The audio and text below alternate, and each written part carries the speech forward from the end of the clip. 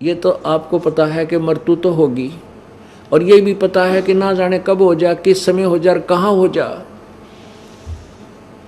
अब परमात्मा क्या कहते हैं, कबीर कहाँ गर्बियो काल गह कर केश, ना जाने कित मारेगा के घर के परदेश।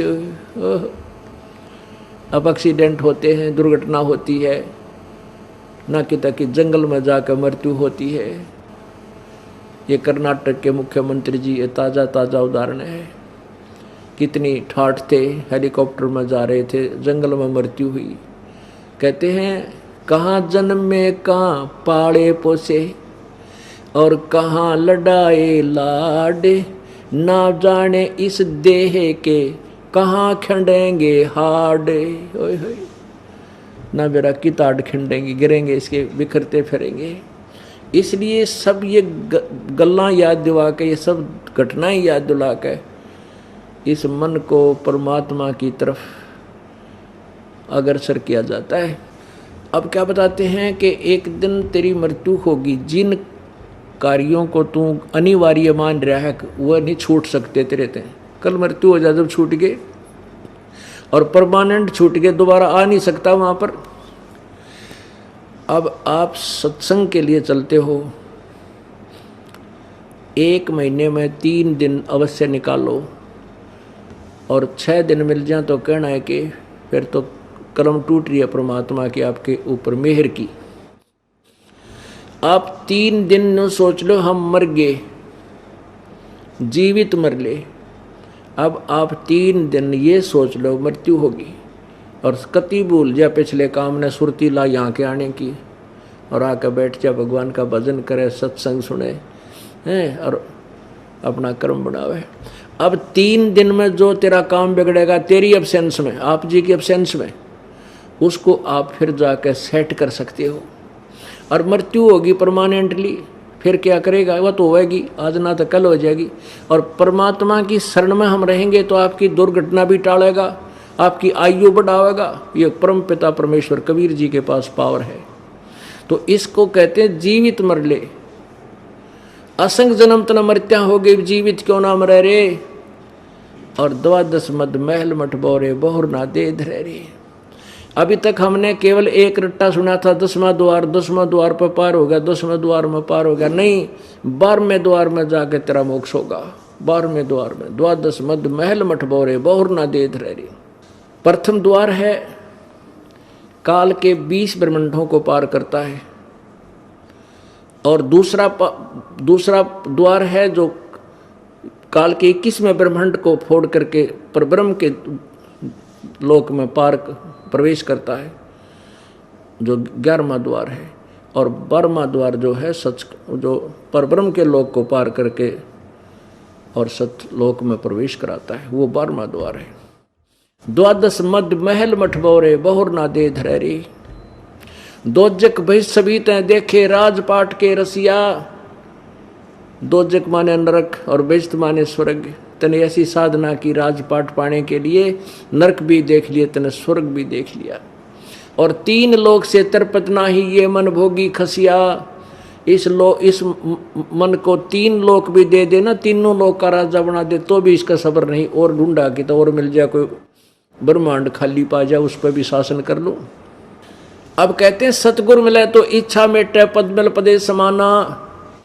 वो तत्वदर्शी संत मिलेगा तो यहाँ की सब इच्छाएं हटा देगा तेरी। गीता जी अध्याय नंबर 7 के फिर उसी मंत्र नंबर 29 पर आइए, जहाँ से प्रारंभ हुआ था कि जब आप मेरे इस ज्ञान पर आश्रित हो जाएगा, तत्वदर्शी संत तुझे मिल जाएगा। उसके पश्चात वो व्यक्ति जो केवल जन्म और मृत्यु से, जन्म और बुढ़ापे से छूटने का प्रयत्न करते हैं, वो उस तत्परम को जान चुके हैं और पूरे आध्यात्मिक ज्ञान से परिचित हो चुके हैं और सब कर्मों से परिचित हो चुके हैं। तो तत्वदर्शी संत आपको सतगुरु मिले तो इच्छा मेटे, पद मिल पदे समाना। संत मिलेगा तो यहाँ की सब इच्छा हटा देगा, किसी चीज की आपको आवश्यकता महसूस ही नहीं होगी। आप केवल यहाँ से पीछा छुटवाने की चेष्टा करोगे। सतगुरु मिले तो इच्छा मेटे, पद मिल पदे समाना। पद माने वे ऑफ वर्शिप, यथार्थ भक्ति विधि आपको दे करके और उस परम पद की प्राप्ति करवाएगा। पद मिल पदे समाना, और चल हंसा उस लोक पठाऊं जो आदि अमर स्थाना।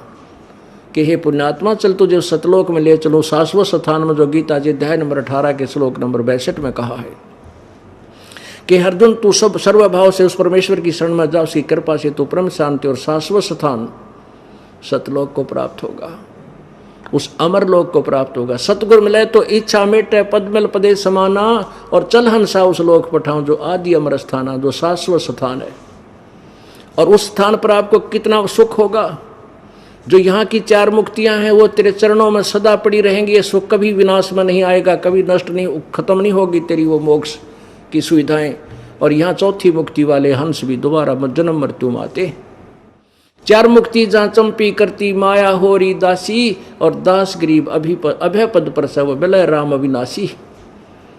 गीता जी अध्याय नंबर 15 के श्लोक नंबर 17 में जो कहा कि उत्तम पुरुष है तो अन्य परमात्मा इति उदाहरते, यह लोक धर्म आविश्य विभर्ति अवैश्वर है। वो परम अक्षर ब्रह्म परमात्मा, वो अविनाशी भगवान मिलेगा जो कभी मृत्यु में नहीं आता। बोलो सतगुरुदेव। परम पिता परमात्मा, सारी सृष्टि के रचनहार, कुल के मालिक कबीर देव, कबीर परमेश्वर, पूर्ण ब्रह्म, सर्व सृष्टि रचनहार, जगत पिता, जगत गुरु, अपनी प्यारी आत्माओं को काल के जाल से निकालने के लिए स्वयं ही सचखंड से, सतलोक से चलकर यहाँ आते। वो परमात्मा सचखंड के अंदर एक बहुत बड़े सफेद स्तूप के अंदर ऊंचे सिंहासन पर विराजमान है। कबीर परमेश्वर का सतलोक के अंदर उनका जो शरीर की शोभा है, शरीर का प्रकाश है, एक रोमकूप में करोड़ों सूर्य मिला दे और करोड़ों चंद्रमा, दोनों की मिली जुली रोशनी भी उस परमेश्वर के एक रोमकूप की रोशनी से फीकी है। यानी इतना तेजो में शरीर है परमेश्वर का। इसी कारण से वेदों में परमेश्वर को अग्नि कहा है। अग्नि मीन तेजो में शरीर युक्त परमेश्वर। यजुर्वेद अध्याय नंबर 40 के मंत्र 8 में परमेश्वर के बारे में लिखा है, कबीर जी के बारे में, कबीर मनीषी शुक्रम अकायम ऐसनावीरम स्वयंभू परिभू व्यवधाता शाश्वती भय अभय। वो परमात्मा कबीर परमेश्वर, कबीर मनीषी माने विद्वान, सर्वज्ञ, और कबीर माने कबीर परमेश्वर सर्वज्ञ परमात्मा है। उनका शरीर ऐसना शुक्रम अकायम ऐसनाविरम, उनका शरीर जो है माता पिता के योग से नहीं और बिना नाड़ी का है। वो परिभू है, स्वयंभू है। स्वयंभू माने अपने आप बना हुआ, अपने आप प्रगट। परमात्मा को निराकार बताने वालों ने वेदों को अच्छी तरह ना समझ के इसी मंत्र का अनुवाद गलत कर दिया। अकायम शब्द ले लिया, अकायम माने काया रहित, लेकिन शुक्रम अकायम लिखा है, ऐसनाविरम लिखा है कि उसका शरीर नाड़ी आदि के जोड़ जुगाड़ से नहीं बना। लेकिन साथ में ये भूल गए कि उसके बारे में फिर स्वयंभू परिभू भी कहा है। इसलिए हम सदग्रंथों को ना समझकर अज्ञान सिद्धांत के आधार पर परमात्मा को निराकार बताते रहे, पूर्ण परमेश्वर को। परमेश्वर ने आकर के, कबीर देव ने स्वयं ही आकर के अपनी भी जानकारी दी और इस काल के जाल को भी विस्तृत समझाया। पुण्यात्माओं, काल भगवान ने प्रत्येक प्राणी को शास्त्र विरुद्ध साधना और शास्त्र विरुद्ध ज्ञान के ऊपर आधारित किया हुआ है। केवल कबीर परमेश्वर आकर ही इस तत्व ज्ञान